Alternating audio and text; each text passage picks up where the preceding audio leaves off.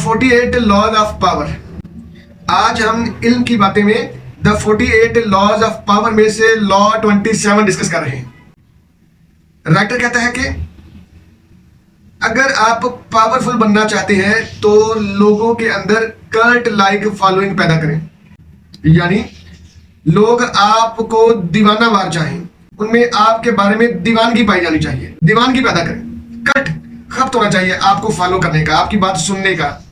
ठीक, राइटर कहता है कि play on people's need to believe to create cult like following, यानी लोगों को कुछ ना कुछ तो चाहिए ना बिलीव करने के लिए।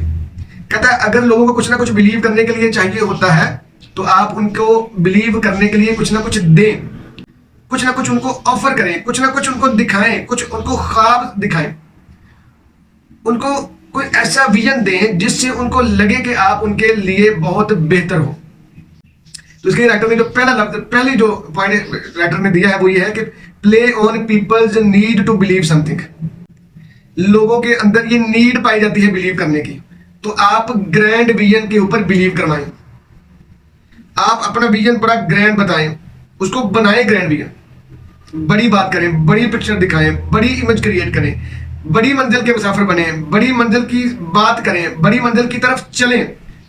ठीक है, इसको हम नबी पाक सल्लल्लाहु अलैहि वसल्लम की जिंदगी से समझते हैं। नबी सल्लल्लाहु अलैहि वसल्लम ने जो तमसील इस्तेमाल की, कहा कि चचा जान अगर ये मेरे एक हाथ पे सूरज और दूसरे हाथ पर चांद भी ला के रख देना तो भी मैं अपने मिशन से, अपने काम से बाज नहीं आऊंगा।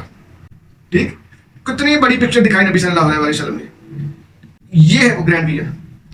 तो रॉबर्ट ग्रीन साहब कहते हैं कि लोगों की जरूरत है किसी ना किसी चीज को मानना, आप उस जरूरत को के साथ खेलें, आप उस जरूरत को मद्देनजर रखते हुए लोगों को ग्रैंड विजन दें, बड़ी बात करें। देखें, मैं तारुल कादरी साहब की बात करता हूँ जी, जो अल्लामा डॉक्टर तारुल कादरी साहब है, इस सदी की बेहतरीन बहुत बड़ी फिगर है, इंटेलेक्चुअल फिगर। इल्मी मामलात में इख्तिलाफात अपनी जगह पे हैं मेरे, ठीक, लेकिन मैं ये समझता हूँ कि आज के दौर की, यानी जो 21वीं सदी के और 20वीं सदी के बेहतरीन बंदों में से थे, तो उन्होंने क्या किया, उन्होंने ग्रैंड विजन दिया। 80s में शुरू किया अपने काम को, और 80s में शुरू किया तो मुस्तफवी इनकलाब, ठीक है, मुस्तफवी इनकलाब की बात की, यानी उन्होंने एक ग्रैंड विजन दिया। माहौल बना हुआ था वहां पे इन्होंने भी इनकलाब की बात की। जब इन्होंने इनकलाब की बात की तो ये बहुत ग्रैंड विजन था, बहुत आला, ऊपर से उनकी जो है उनकी जुबानदानी और उनका तकरीर करने का और खिताबत का कमाल, ठीक, तो सोने पे सुहागा। तो ये देखें, यानी मैं दोबारा इसको बोलता हूं कि people have some need to believe in, तो कहते हैं आप उनको ग्रैंड विजन दे दिया ग्रैंड विजन। जब उनके पास विजन ग्रैंड होगा, आपके ग्रैंड विजन को वो सुनेंगे या वो उसको सुनना चाहेंगे तो आप पावरफुल होना शुरू हो जाएंगे। इसी तरह कहता है कि अगर आपने उनके अंदर एक क्रिएट कर दिया है ग्रैंड विजन, तो कीप इट वेग बट अपीलिंग। अब विजन को आपने बता तो दिया है लेकिन अगले सारे स्टेप्स तो वेग है ना।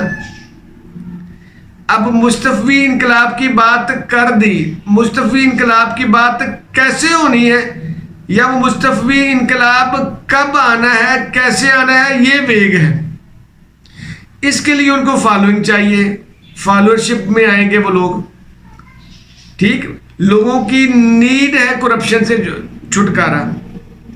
आपकी पर्सनैलिटी क्रिज्मेटिक है, आपने बात की है कि मैं आपको छुटकारा दिला सकता हूं, आपने बिलीव किया। अब ये बाकी सारे बातें कहते हैं कीप थिंग्स वेग बट अपीलिंग, रखें अपीलिंग आप उनको, समझ आई ना, है ना मजेदार बात। और फिर कहता है कि यूज रिचुअल्स एंड सिंबल्स, ठीक है, तो रिचुअल्स और सिंबल्स को यूज करें। अगर आप तारुल कादरी साहब, मैं उनकी मिसाल आप इसलिए दे रहा हूँ कि जो हमारे 80s के जो हमारे जैसे लोग हैं ना, उनसे लेकर आगे वाली जनरेशन, उनके लिए ये बड़ी अहम सिंबल है, बहुत बड़ी पर्सनैलिटी है, जिनकी सारी लाइफ जो है ना वो आपको वीडियोस की शक्ल में जो है इजीली अवेल हो सकती है। तो आप इन लॉज को की इम्प्लीमेंटेशन बड़ी आसानी से देख सकते हैं। मसलन तारुल कादरी साहब की जो है वो ये जो स्कल कैप पहनने का अंदाज, टोपी पहनते थे, उनकी ड्रेसिंग सारी, ठीक है, सिंबल बन गई ना। वो हर काम को रिचुअलिस्टिकली करते रहे। गोशा दरूद बनाया, रिचुअल बना दिया, जितने भी काम किए उन्होंने रिचुअलिस्टिकली सारे चलाए। यानी लोगों को एक स्टोरी चाहिए होती है, तो उन्होंने एक स्टोरी के अंदाज में सारे काम किए। ठीक आई एम सॉरी। 3 चीजें कहता है, यूज 3 थिंग्स। पहली रिचुअल्स। ठीक, देखो रिचुअल्स में देखे सबसे बड़ी जिसको उन्होंने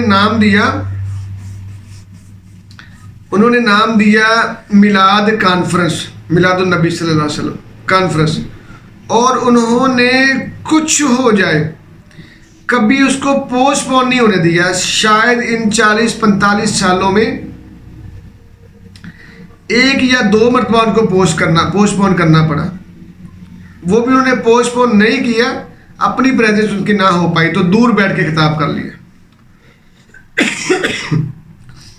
और तीसरी बात है सिंबल्स, स्लोगन्स। ठीक, तो उन्होंने सिंबल्स और स्लोगन्स भी इस्तेमाल किए, ढूंढिएगा।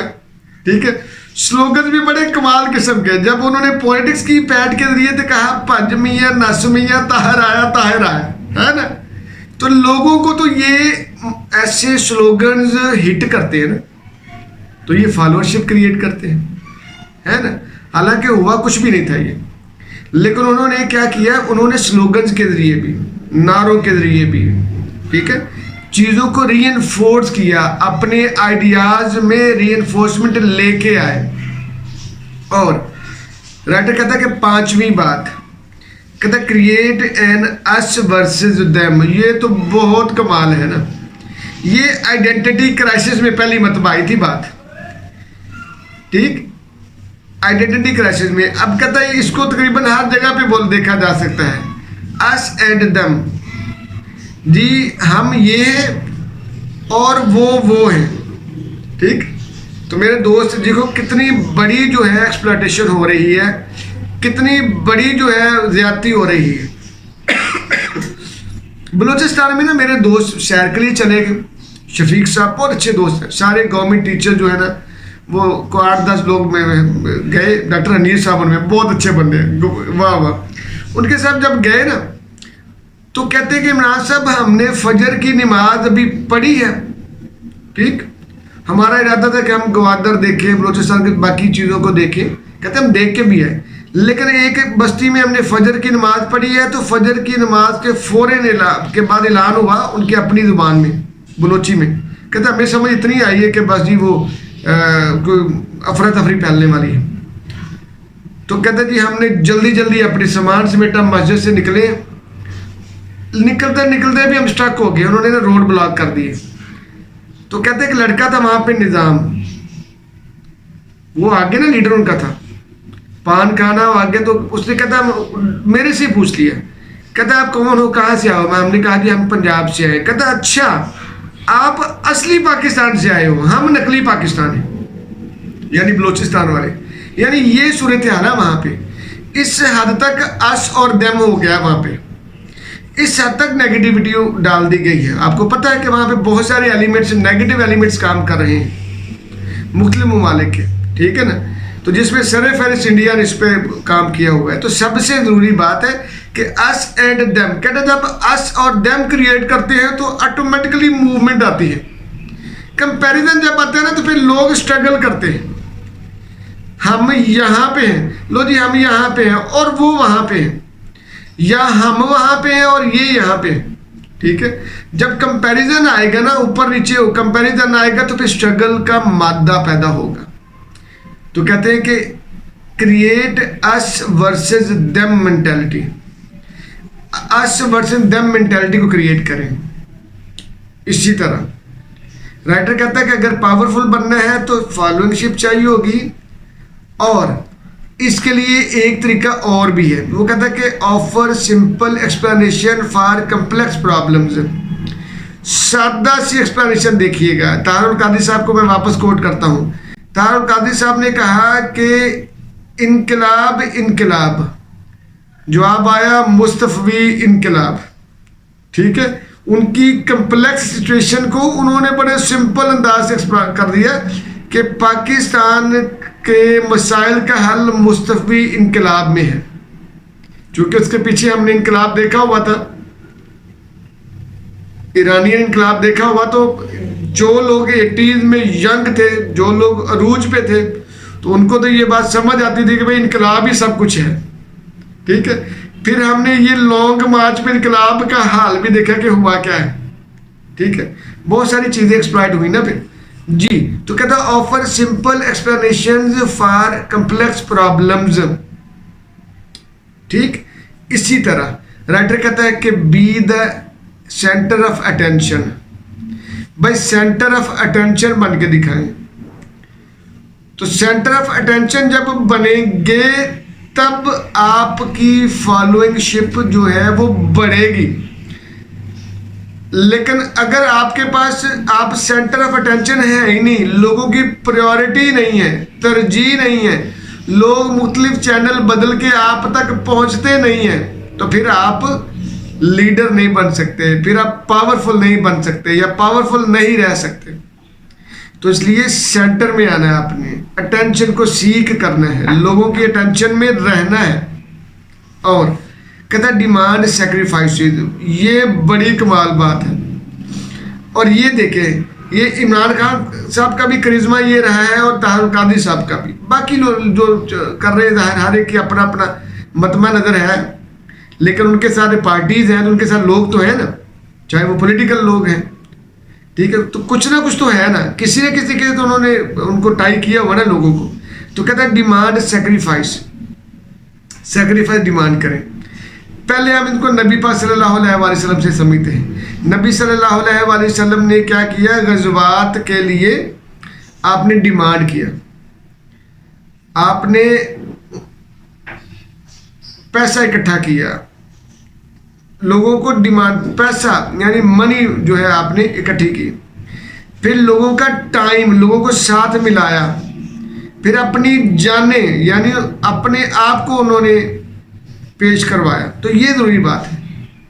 इसी तरह यहाँ पे भी देखिएगा, इमरान खान साहब ने जब ये 126 डेज का जब ये धरना दिया है ताहिर कादरी साहब के साथ, तो इन्होंने क्या किया लोगों का टाइम लिया, लोगों ने अपना टाइम सेक्रीफाइस किया, यानी 126 डेज तक और 75 डेज तक ताहिर कादरी साहब का बहुत बड़ा। और मैं तो चूंकि इसका गवाह हूं ना, हमने तो इनको देखा है, लाइव देखा है, और उन लोगों से भी मिले जो इतनी सर्दी में बैठे रहे वहां पे जाके। ठीक, तो ये आ गया। इसी तरह कहते हैं मनी और रिलेशनशिप, ये जरूरी चीजें, इन तीन चीजों के जरिए भी आप पावरफुल बनते हैं। और राइटर कहता है कि क्रिएट एन एनिमी और external threat. If you don't have an enemy create it. हाय हाय, अगर आपका दुश्मन नहीं है ना, तो दुश्मन पैदा करें। ये एक बड़ी कमाल रिसर्च है साथियों। जब ये जंग लगती है ना, तो जंग यूनाइट करती है। जंग की नफ्सियात ये है कि जंग यूनाइट करती है। आपको पता है कि 65 की जंग में हम यूनाइट हो गए, क्यों हो गए? जंग की नफ्सियात ये है कि जंग इत्तेहाद पैदा करती है। घर में 2 3 4 भाई होंगे, वो आपस में लड़ाइयाँ कर रहे हैं, लेकिन अगर बाहर से किसी के साथ लड़ाई होगी तो सारे इकट्ठे हो जाते हैं। मेरे मोहल्ले में ऐसे हुआ था, हो जाता है ना। ठीक है, तो ये सही है।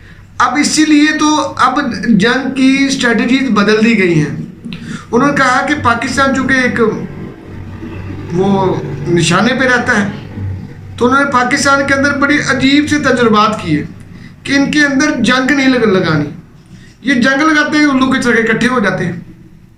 इसलिए उन्होंने क्या किया, इन्होंने छोटी छोटी जगह पे कंस्पिरेसीज कर करके उलझने पैदा कर दी। कभी कराची में मसला कर दिया, कभी इस्लामाबाद में मसला कर दिया, कभी वजीरिस्तान में मसले तो किए ही हुए हैं बेचारों के साथ। ठीक है ना, कभी डेरा गाजी खां में मसला हो गया, कभी लाहौर में मसला हो गया, कभी किसी भी, यानी ये छोटे छोटे उलझने पैदा करके उनको अंदर से खोखला कर दिया। अगर एक जंग फौरी लगा दी टक करके, वो दिनों में काम खराब हो जाना है। लेकिन दिनों में काम खराब होने के अंदर इनके अंदर एक यूनिटी आ जानी है। ये ग्रो करेंगे जापान की तरह, जर्मनी की तरह, ये ऊपर उठेंगे। तो इनको ऊपर नहीं उठना चाहिए, इनको जंग नहीं इनके ऊपर मुसल्लत करनी है, इनको अंदर से छोटी छोटी जंगें लगा के इनको खोखला पर पॉलिसी वार और सिविल वार की शक्ल में इनको ना फंसाए रखें। ठीक ले जी, तो अगली बात आ गया, कहते threat if you don't have enemy create it. और आखिरी बात राइटर कहता है कि अडेप्ट एंड इवॉल्व, जो लोग अडेप्ट नहीं करते और इवॉल्व नहीं होते, अपने आप को बदलते नहीं हैं, अपने आप को चेंज नहीं करते, फ्लेक्सिबिलिटी शो नहीं करते हैं, वो लोग लीडर नहीं बन सकते, पावरफुल नहीं रह सकते। मसलन कहता जी constantly refresh the vision, vision को कॉन्स्टेंटली रिफ्रेश करते चले जाएं। जब आप अपने विजन को कॉन्स्टेंटली रिफ्रेश करेंगे तो आप क्या होंगे, आप कामयाब होंगे। भाई इनकलाब की बात करने वाला सफीरे अमन बन के बैठ गया, अब उसकी क्या बात करें, है ना। तो ये तो बात होती है ना। तो अपने जो विजन है ना उनको रिफ्रेश करते चले जाएं और इंट्रोड्यूस न्यू आइडियाज, फिर नए नए आइडियाज को इंट्रोड्यूस करवाएं, नई बात करें। जब आप नए आइडियाज को करेंगे तो लोग, तो साथी, जो टीम वाले हैं वो आपके साथ जुड़े रहेंगे, वो एक्साइटेड रहेंगे। और आखिरी बात राइटर कहता है कि कीप फॉलोअर्स एंगेज्ड, फॉलोअर्स को एंगेज रखें। जब मसरूफ रखेंगे तो वो डाउट में नहीं रहेंगे। कहता है फारग ना बैठ, कुछ किया कर, कपड़े उधेड़ कर सिया कर। ठीक है, अगर आपके पास कुछ नहीं है तो कुछ तो करो ना, नहीं है तो अपने कपड़े उधेड़ो और उसको सियो, यानी फारग नहीं बैठना, बिजी रहना। ये बहुत ज़रूरी है। जब आदमी बिजी रहता है तो फिर उसके अंदर डाउट्स कम रहते हैं, जब डाउट कम होंगे तो तब कामयाबी की तरफ चला जाएगा। ठीक जी साथियों, ये थी हमारी आज की इल्म की बातें। जी जज़ाकल्लाह जी।